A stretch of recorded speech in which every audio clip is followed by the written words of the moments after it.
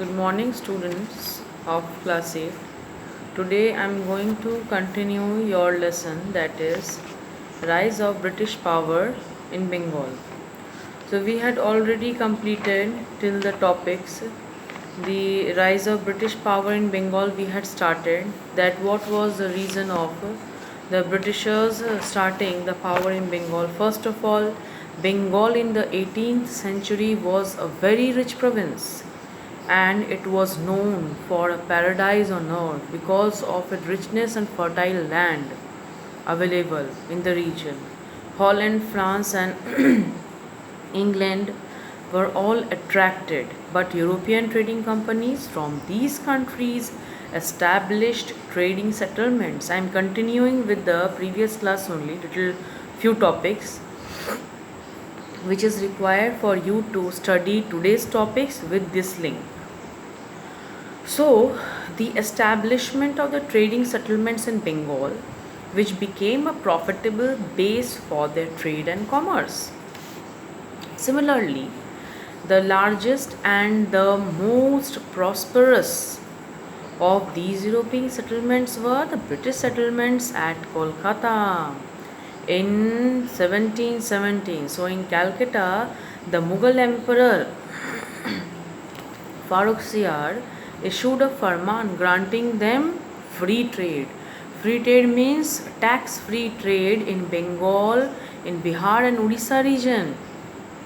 So this provided them without any tax freely to trade the objects from one place to another, trading of objects. Hence, this was given objection by Sirajud-Dowlah. After Alivardi Khan died, he was succeeded by his grandson Sirajud-Dowlah, who wanted to curb the growing power of British. Sirajud-Dowlah's task was not an easy one. Actually, within and outside the court, Siraj ordered, and the British had to pay the taxes to him like other Indian merchants. The British did not agree to it. They were angered on this young Nawab. Similarly, the anticipation of war was very, very near. It was knocking at the door actually. Why not? It's obvious that somebody is challenging the British power, and it was very sure the Britishers were very ready. If they were ready with their policies, they were ready with the war, and they were ready with the equipments of war, the modernized equipments of war. They had very well entered into Indian continent sub-boundary with full preparation.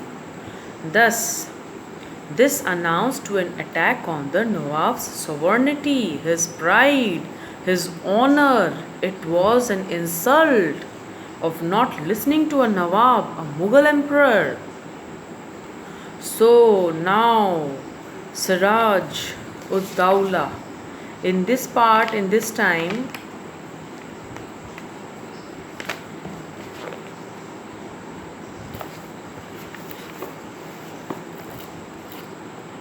thus, this announcement was actually taken as an attack to the Nawab, sovereignty and pride. Siraj was willing to let the Europeans stay in his kingdom as traders, but not as the masters. So he ordered both British and the French to dismantle their fortification and not fight for their private wars on his land, on his territory. The French agreed to it, but the Britishers disagreed. Hence, it was for sure war was there. So, Sirajud-Dowlah was enraged. The British openly challenged his authority, and he was determined to teach them a lesson. What happened then? Next step was capture of Calcutta. Siraj marched towards Calcutta with a large army and captured Fort William in June 1756.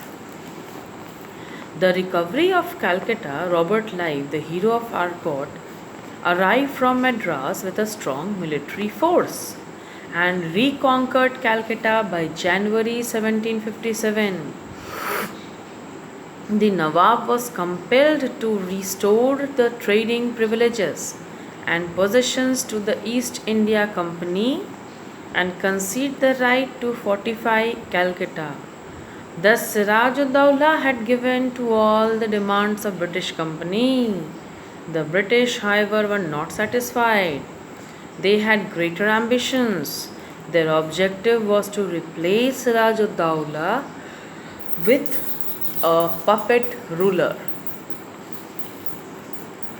Thus, the conspiracy to replace Siraj-ud-Dawla came.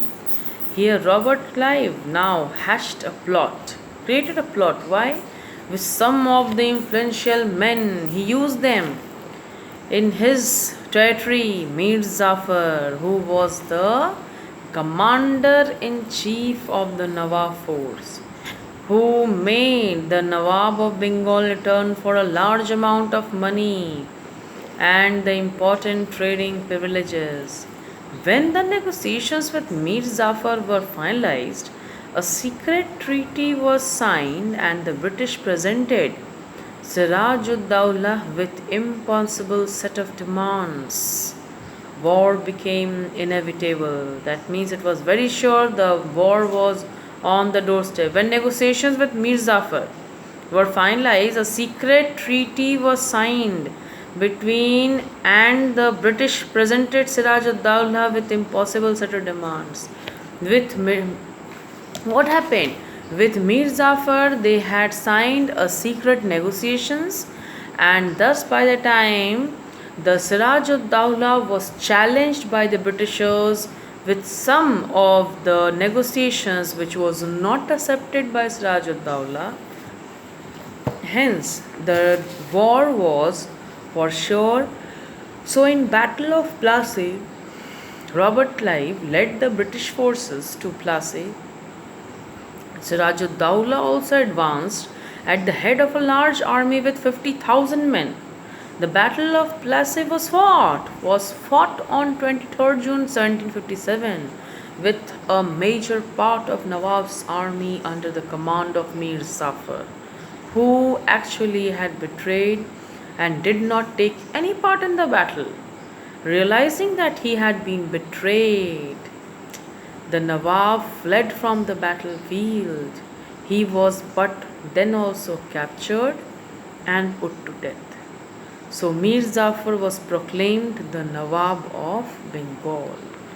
How his own person on his own territory, eating his own food, and thus cheated Nawab Mir Zafar, the person who was actually living on Nawab's all type of mercies, you can see, but then also just because of few benefits or profits which were for sure for a very short time given by the Britishers, just for getting the powers, they used Mir Zafar by luring him with certain profits which were for a very short period of time. So Mir Zafar betrayed Nawab in the war field, in the battlefield. Otherwise, the history would have been very different. If in that particular time Mir Zafar would not have betrayed in the battlefield, the history would have been very different. At least it would have given certain time to the Nawabs to prepare some preparation procedure. So, the results, the English East India Company was granted the undisputed right to free trade in Bengal, Bihar, Orissa. The company was given the zamindari of 24 parganas. Mir Zafar paid company its official over 300 lakh rupees. There was certain importance. The Battle of Plassey was a major turning point in history of India. It paved the way for the establishment of British rule in Bengal and eventually the rest of India. It transformed a trading company into a political power. The Nawab of Bengal was reduced to The puppet in the hands of the British who became the virtual ruler of Bengal. Virtual ruler, but a puppet in the hand of British. That means whatever Britishers were saying, those were being followed by the Nawab. It placed at the disposal of the British the vast resources of Bengal. These resources helped them to win the Third Karnataka War and the parts of India in future. So Mir Zafar was very weak ruler from the beginning.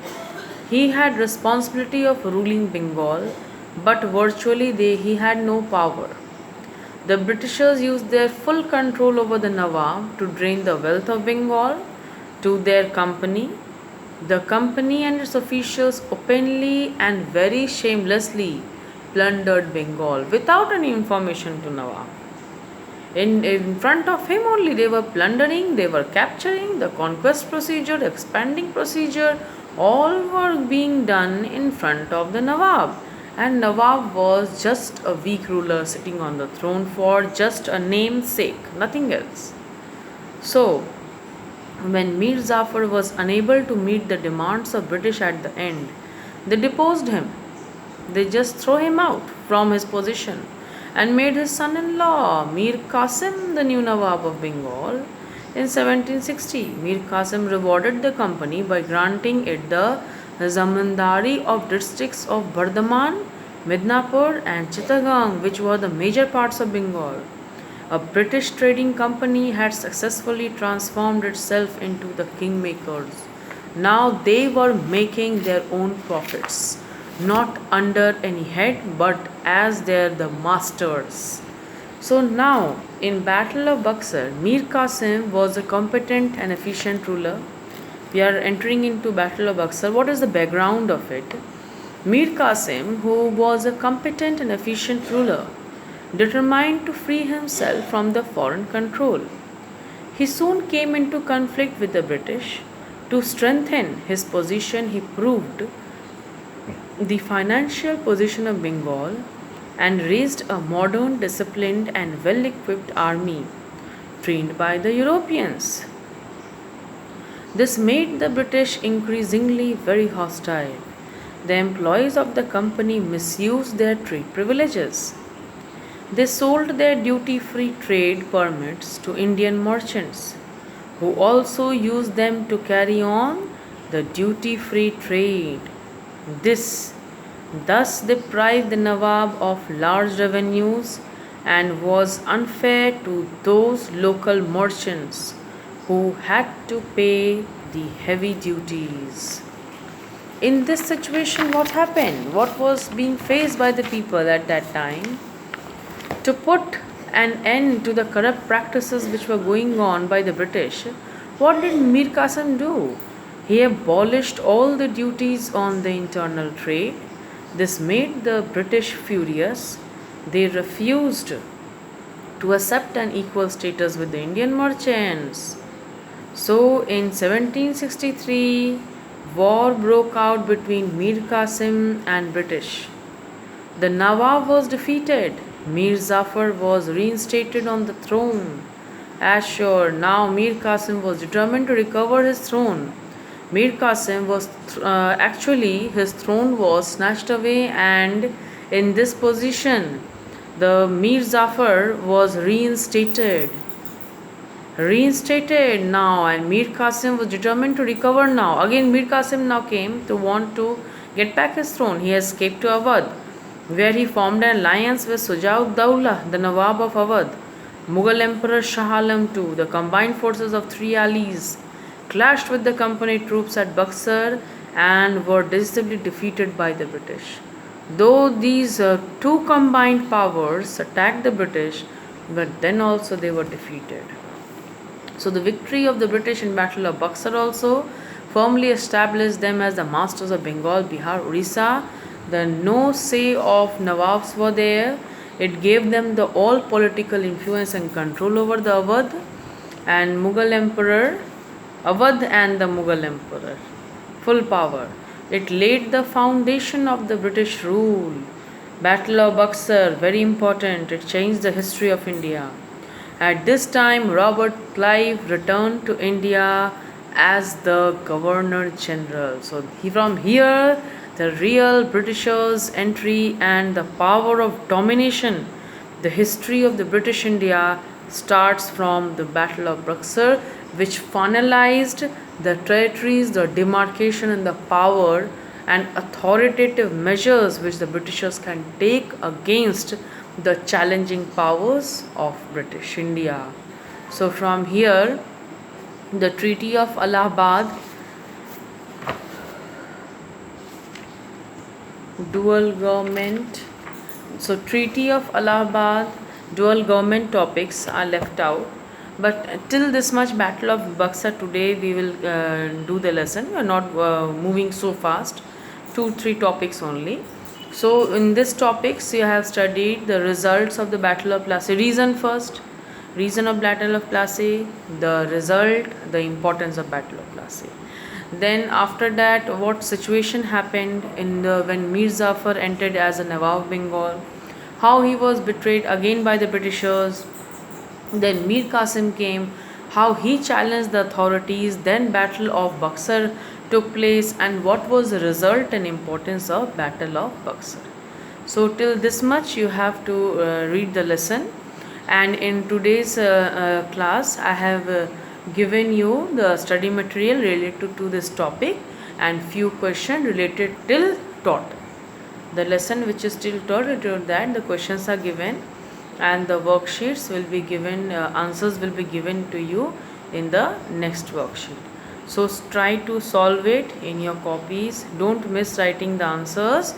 Keep on copying the answers in your copies. Keep the practice of writing and reading also. Keep reading the answers. In this part, the rise of British power in Bengal part you are studying. How Britishers entered Bengal, how Britishers entered India, what was the reason why they entered into Bengal territory, why Bengal was only selected for first to enter, and then how they slowly established their headquarters, their establishment, their forts, and why the Nawabs were angered, why they were against the fortification of Calcutta. These all parts have been given to you in the lesson, so please follow it and understand it, read it till which I have explained you. Read it, the lines, the importance, the results of the and causes of the war, Battle of Plassey and Battle of Buxar, very important. Then how Britishers entered into Bengal territory. These all topics you read. Again in the next class we will come up with you with some certain more new topics, but with the continued form of today's class also. So because if the chapter is a little bit linked, the clue for the beginning of the lesson and how it is there, you will understand it better. So read the lesson, read it nicely and slowly, and also read the worksheet, solve the worksheets. Thank you.